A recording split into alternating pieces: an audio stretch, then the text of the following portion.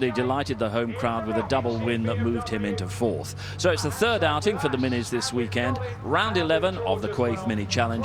Commentators Paul O'Neill and Johnny Palmer. The most responsible commentary pairing that anyone could wish to meet. ITV, you're in good hands. Very much so. John Clemens just nipped in the commentary box if you hear any Scottish tones there. But yeah, Dan Zelos, not a great result for him at the back of the mid there, is it? It isn't. I mean, he had difficulties yesterday as well. He's had a tyre-related problem. There's also, I've noticed, a tyre ring mark on the side of his car as well to indicate some skirmishes from earlier on in the race. Dan Zelos, they're having to do it the hard way, but that's great for our camera car. He will start from 24th position for this round 11 of the Quaife Mini Challenge. So we've had two races already this weekend and a dominant performance in both for Ronan Pearson. The first race won by 7 seconds, which is a massive margin in minis. 3/10 though later on yesterday evening. A reverse grid. The top 6 have flipped around after the grid draw, similar to touring cars. Max Coates in the Grays Motorsport Mini then starting from pole alongside Sam Weller, and it's Alex Denning and Joe Tanner on the second row ahead of Jason Lockwood, second in the championship, and yesterday's double winner Ronan Pearson. Ethan Hamilton comes next ahead of Jack Davidson and Rue Clark. Then it's Gregor Rajats in the Accelerate Motorsport car. Joshua Jackson is next, and local man Robbie Dalgleish is joining him on row 6. Lewis Brown, who has had some good results previously in previous years in this championship, but has struggled a bit in 2022 alongside Jack Mitchell, whose car didn't leave the grid yesterday. Bradley Gravitt and Ross Marshall come next. Then it's Lydia Walmsley and William Hardy. David Sterling and James Griffiths ahead of Ryan Falconbridge and Harry Nunn. Dominic Wheatley and Dan Zelos, our camera car for this race, starting 24th ahead of Jamie Osborne, Keenan Dole, who was in strife yesterday as well, and Kyle Reid from the back of the field. A lot of Scots in this race, yeah, there's a lot of Scots, so they'll all be looking to do well. But as you say, they've done well already. One Scot, Hannah Chapman, was due to race but rolled on Friday, done so much damage to the car. Sadly, she can't be part of proceedings today. Yeah, I've seen the end result of that. It was just through the chicane. She just dropped the left wheel in the gravel, and it put her straight into the tyre wall on the right. The car had a big impact. I'm not too sure if it rolled, but it was a big impact, and it was enough to put her out for the rest of the year. But she does need some help if anyone can give her a bit of help. There was a still that I was sent, and the car was way up in the ground, off the ground. Rue Clark's now in some difficulty. We were due to have 2 formation laps like the touring cars, but at the end of the first, his car's ground to a halt on the cut through at the hairpin. He's got that back going. It's just fired up. Whether or not he'll reverse out the way, they might be able to just get this going. But yeah, I'm looking at the comms box. I think he's trying to get a gear, or is he putting it in neutral to get it out of the way? The marshals will probably direct him to be out the way. It looks like he's trying to go backwards to then roll back down, well out the way. But yeah, the guys and girls are coming through, aren't they? And they need to get that cleared. Yeah, due to start from 9th position was Rue Clark, so we're going to have a gap ahead of Joshua Jackson's car, therefore. So the end of 2 green flag laps. That's an attempt to try and get some tyre temperature up. The fronts should be absolutely fine in these front-wheel drive cars, but it is the rears that you struggle with heading into the first corner. And what about the local temperature, Paul? Yeah, the local temperature on my my watch says it's 14 degrees. So you're seeing, if you were watching the British touring car race, Ash Sutton's car, the rear of that car moving and bouncing around as you were commentating on it. So these are all front-wheel drive cars, and the temperature of the tyres is critical at the rear. So hopefully we don't have a problem on this opening lap, but you never know. Coates on the pole. He has won a race. He won the 3rd one at the Brands Hatch Indy Circuit, which was a reverse grid race as well. In touring cars, you get these specialist drivers that win so many reverse grid affairs. So can Max chalk up a few more points, because he's in the middle order in the championship table, came into this round in 6th place, and just making sure, he's looking across to the left there, making sure he's in the right position. Rue Clark, meanwhile, pit lane. So delayed start. Let's see what they do. They may go straight away, but they may have another warm-up lap. So let's keep an eye on the lights, because one more green flag lap we're hearing. Which normally eats into the race, doesn't it? Although this is a timed race of 20 minutes. So I wonder whether we'll lose a bit of race time because of that. But the good news is Rue Clark's being told to go to the end of the pit lane to tack onto the back of the field, and here comes the pace car. He wants the Rue Clark space to start from 9th. It's like the Italian job. Look at this. I thought he was going to go up the side of the grass and be flat out, but they're going to stop that car there, and then, like you say, they'll go on to another green flag lap. This will be a good thing for the rear tyres to get warmed up more, because if you sit there too long, temperatures drop, pressures drop, you go, and it's not great. But let me just say though, Johnny, the crowd here today, I reckon it's at least half again the best crowd they've ever had. This is massive crowd, massive. And we're talking about the 30 years that this package has been coming north of the border, and obviously in the super touring days of the 90s, crowds used to flock into here, but it's an equivalent number actually, and that's testament to the level that this championship is, the exposure it gets on ITV, but also everyone's hung around after the touring car race. They haven't gone away to find food or whatever. They want to watch a mini race, a Ginetta Junior race, and everything else on offer. Yeah, I've got to say, the Scots are always brilliant. They're very knowledgeable, but the best thing about the Scots, they always come and see us in the studio for ITV, and they'll personally come and thank you for coming up here. And that's how much it means to the Scots to have motorsport coming up here to Knockhill. Proper place, one of the only circuits I come to where I want to jump in a car, here in Brands Hatch GP. You're a brave man. You've got a screw loose, frankly, as well. But we've got plenty of other drivers out on track that feel the same way. And this is what they live for. Bear in mind the chicane, which is one of 3 blind corners around this 1.2-mile circuit, has a huge tyre stack on the inside, a bit like the chicane at Donington Park. And there were a few minis at Donny, I remember, at the start of the year coming across out of that. So you've got to be careful, certainly not to be too abreast into the chicane. Yeah, no room for error. Rue Clark, that looks like some kind of wishbone suspension front right problem. There's a bit of damage on the side of that car. That's probably from one of the earlier 2 races that they had yesterday. But yeah, still weaving coming to the grid, still weaving. Got windscreen wipers on as well. Okay. That's interesting. That was 2 cars with wipers on. Is that just a bit of fluid trailing from a car in front, or is that actual rain? And then we think about psychological rain, which is just spots on the screen which doesn't affect the track surface, or are we going to get something more severe? I have to say, for Knockhill, looking in the distance beyond the hill over there, the sky looks quite positive. Yeah, it looks good. You can always tell if it's raining because the crowd will have their umbrellas up. Mind you, we are in Scotland. They'll probably not bother, will they? Too hard. They're in shorts. It's round 11 of the Quaife Mini Championship then. 16.7 degrees Celsius at track level, but much cooler than that in the air. The red lights are on, and for the 3rd time this weekend, Mini Challenge racing is go at Knockhill. It is a good getaway for Max Coates, but one car that does not leave the grid at all well was that Joe Tanner, who was struck on the grass. To the outside line will go Max Coates, and he bags the lead. Sam Weller slots in behind, although catches the grass through the second part of Duffer's Dip, so we'll have to slot in into 3rd spot. Wow, lucky twice there. Brilliant stuff from Joe Tanner to get that car out of the way, but Max Coates got away. He's sideways through the chicane.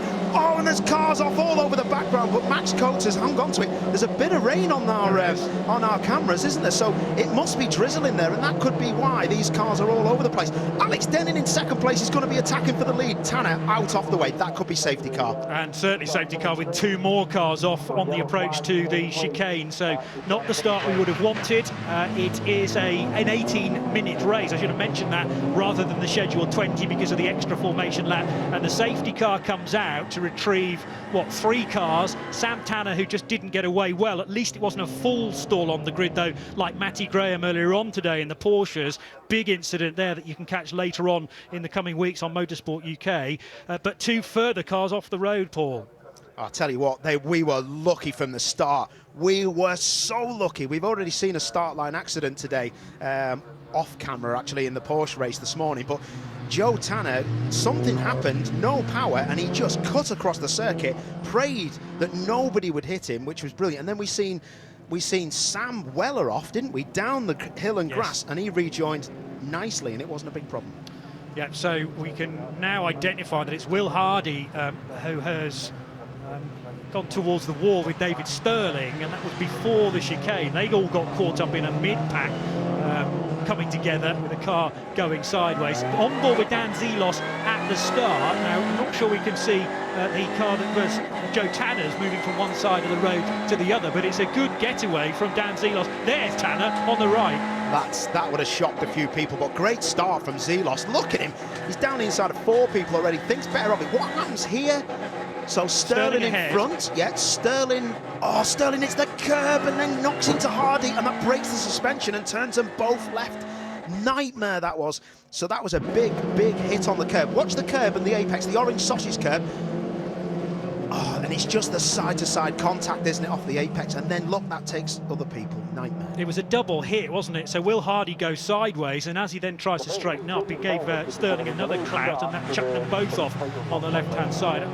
Difficult to call, but they were all trying to get through there as safely as possible in the right-hander McIntyres, and as a result, we're under safety car in the minis. I mean, the only person who's going to be loving this is Max Coates, because it's less laps for P1 to actually compete, because I think looking at Max on that first lap, as we cut to his car now, he worked so hard for his racing, getting them sponsors together all over that car. I think he really has got a battle on.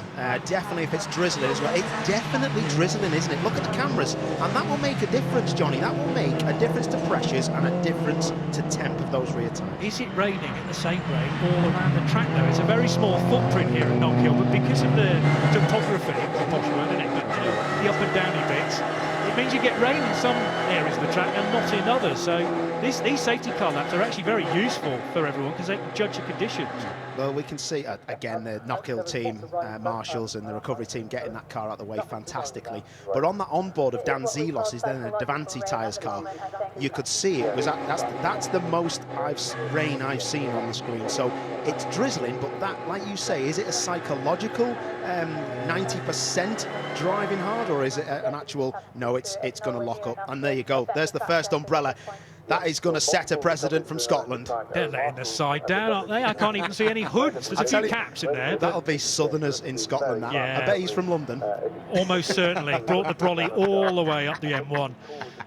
So, yeah, the recovery is still taking place, but the Marshals doing a cracking job. There is no live recovery as such here at Knockhill because it's so tight and twisty. So if you get a car in the gravel or close to the tyre barrier, we have to immediately go into a full course caution. Yeah, that looks like he's going to get pulled back to the pits by the looks of it. So you can see the tow ropes on the front of the car there. Double, actually. You can see 2 of them into one onto the back. That Land Rover has been around 4 years. So that looks like it's getting pulled.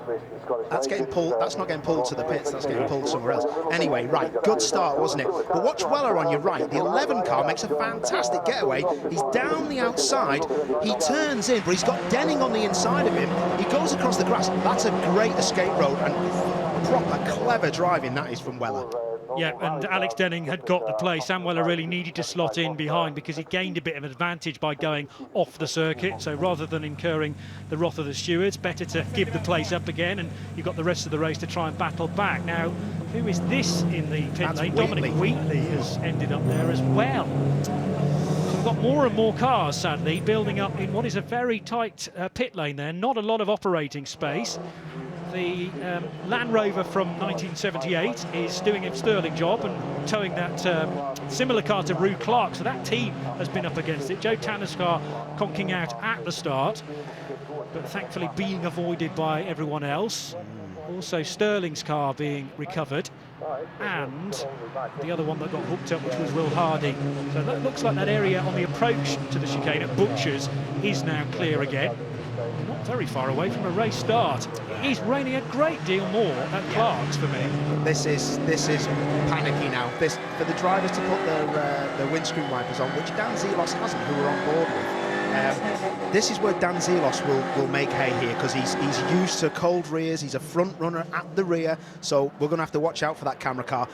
This looks like we're on the way. Everybody's got their windscreen wipers on. The safety car is checked out, though, now, and all of a sudden Max Coates has the responsibility to dictate the pace. He hasn't gone yet in the run to the hairpin, but surely he will coming out of it. Is he going to hold the field up? No, he's gone. He's starting to scamper away up the road. It's a steep hill as well to the start-finish line, confirmed by the green flag waving, and Alex Denning looking to get a good getaway as well, because he's got pressure in turn from Sam Weller, who started this race ahead of him on the grid, courtesy of the top 6 being spun around.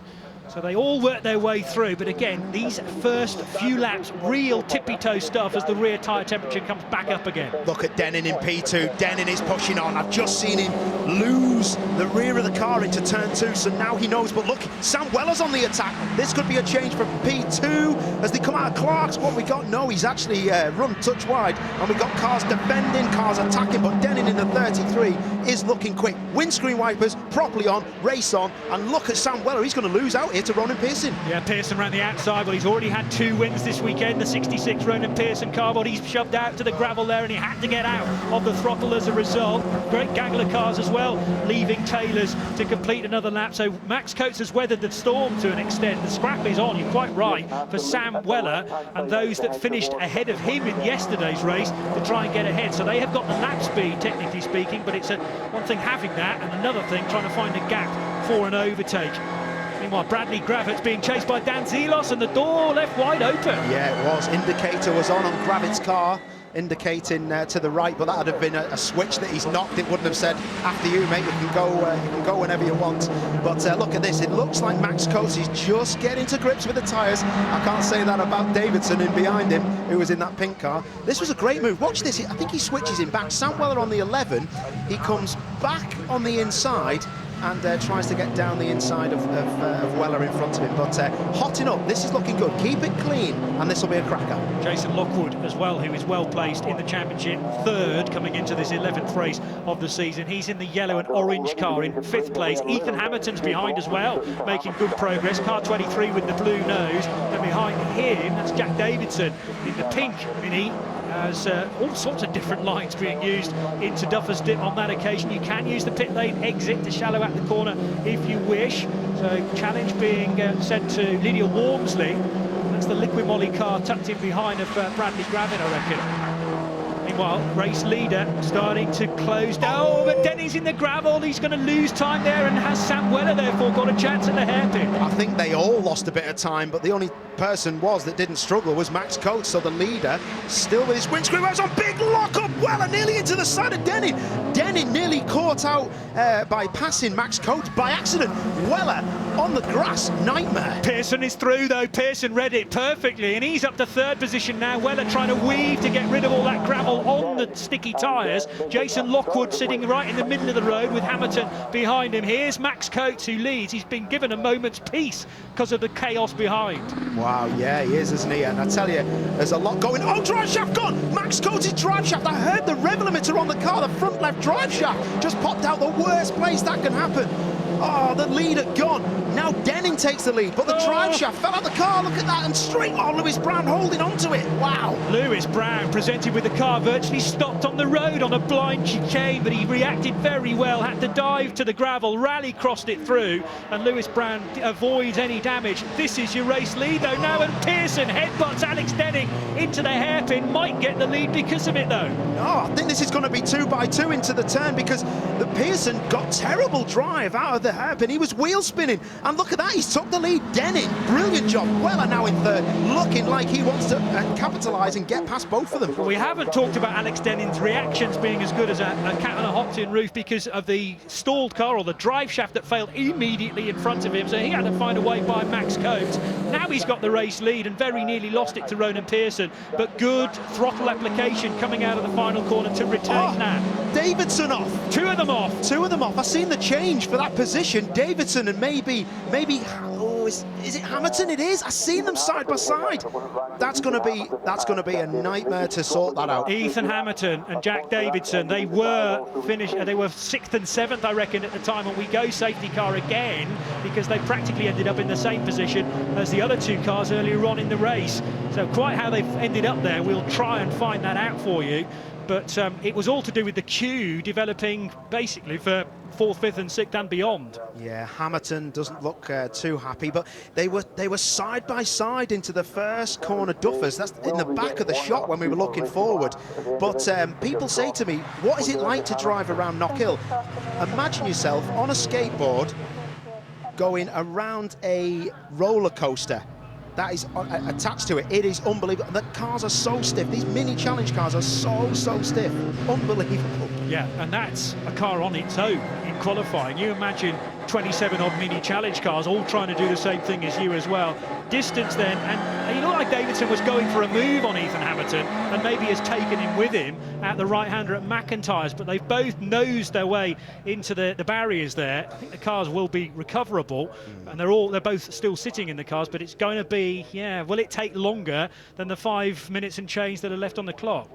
Yeah, this could be, so Max Coates coming back. They can actually put drive shafts in these cars in about 5 or 10 minutes. So that Graves Motorsport are going to try and stick a drive shaft in, because that looked like it is a drive shaft. You see it there on the left.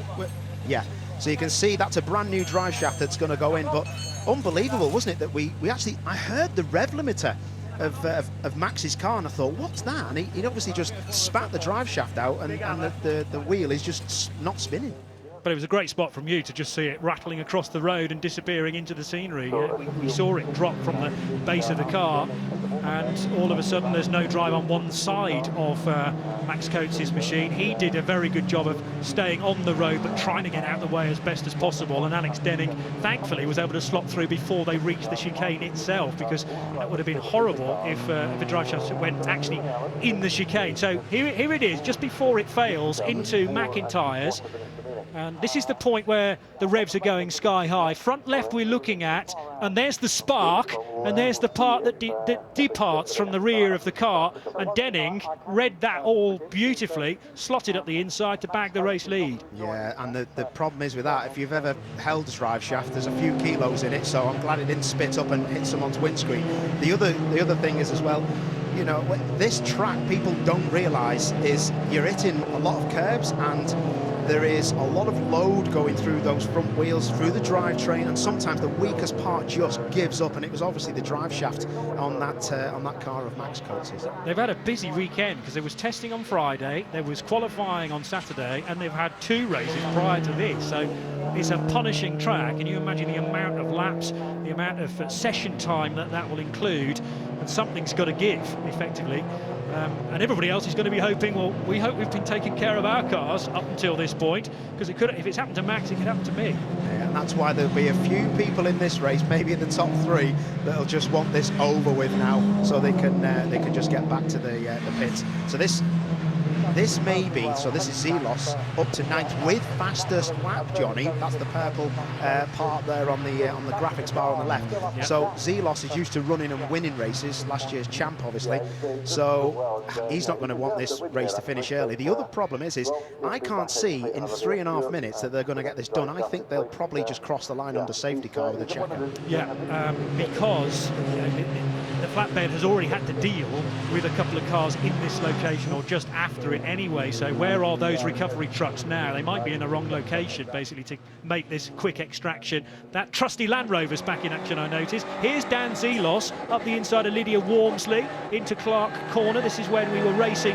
a short time ago, so Zelos has made steady progress, and then he was lining up Bradley Gravett into a similar corner. I've got to say though, there's a lot of doors left open, and look, we've got another one. This is Jackson in front. This will be into Clark's as well. I mean, he's not that far back, but you know what they're doing there is they know how fast the champ is, so they're kind of like thinking, I don't want to hold him up because it puts me in the claws of everybody else behind. So good stuff from Zelos, and not a mirror bent on the car. Yeah, heads up driving from everyone else. Choose your battles is often the key to motorsport, and if you know someone is a heck of a lot quicker than you, just open the door, let them by, and then you can carry on with your scraps. Davidson's car's nearly out of the gravel here. Now, assuming Ethan Hamilton's car is in a safe location, white flag being displayed to show that there are slow vehicles on the track, we might get 1 lap. Yeah, 1 lap is the indication from you, Paul O'Neill. Well, I tell you what, I wouldn't want to be in this race leading this, because Pearson could get a 3rd win from P2.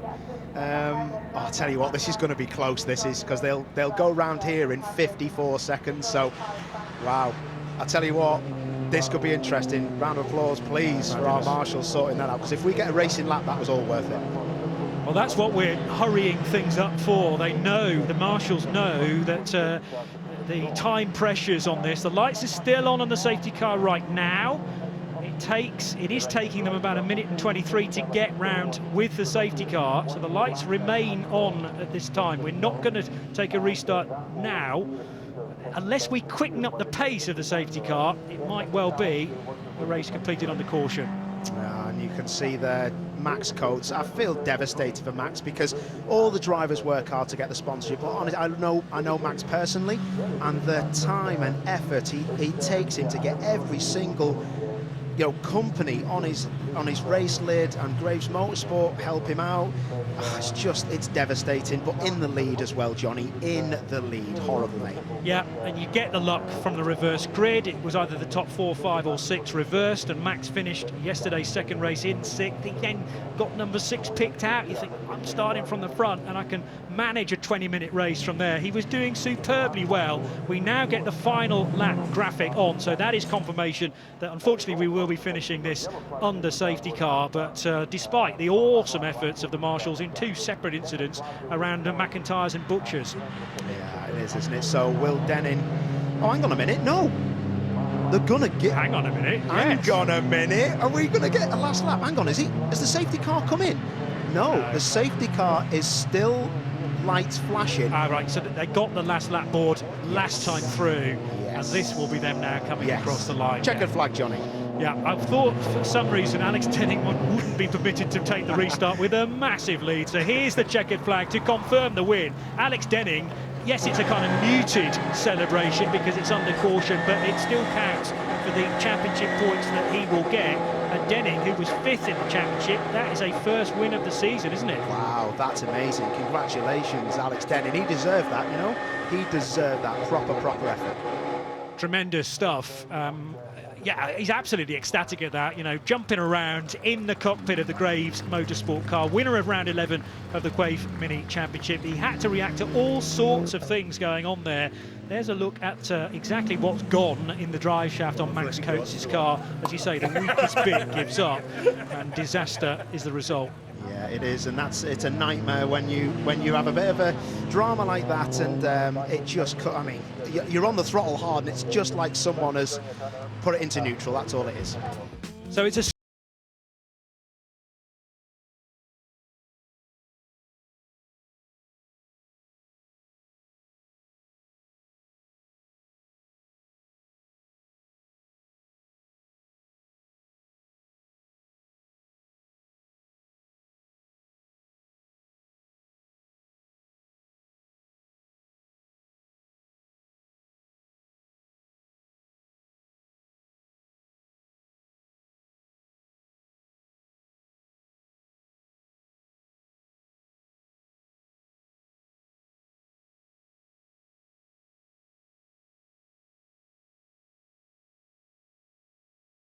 and Ryan Falconbridge. Then it was Harry Nunn and Ross Marshall, David Sterling and Jamie Osborne completing the top 20. And as Alex Denning then inches his way into pit lane, I have a feeling there's going to be an awful lot of people there ready to celebrate with him, but there are scars, particularly on the rear of that car. Yeah, Denning's car with a bit of a gap in, a bit of a bash in the back. That was from Ronan Pearson headbutting him, wasn't it, down at the hairpin? So, but he didn't get past him. First, I mean, it's a Scottish 1-2.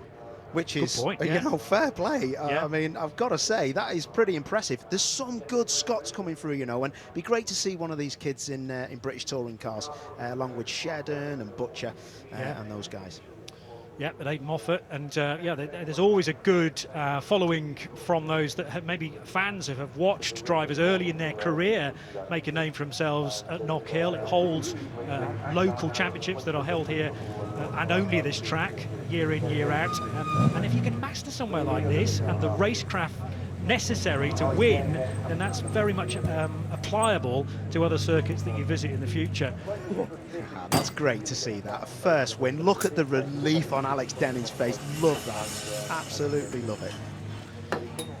Yeah, so he's going to be going back to his team now, and we will be on point to witness him, there we go, getting out of the car to celebrate. That's exactly what it means to Alex Denning as he screams yes to our camera, and we can speak to him right after this.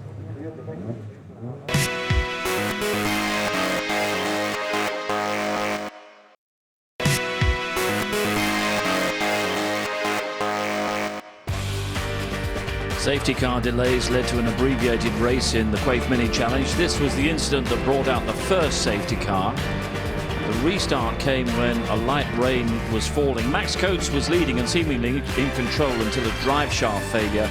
It gave the lead to Alex Denning ahead of yesterday's double winner Ronan Pearson, but it all finished under yet another safety car, which didn't bother Alex Denning at all. He celebrated his first victory in the category. Ronan Pearson second, an excellent weekend. Sam Weller championship leader in third, and Louise is getting reaction.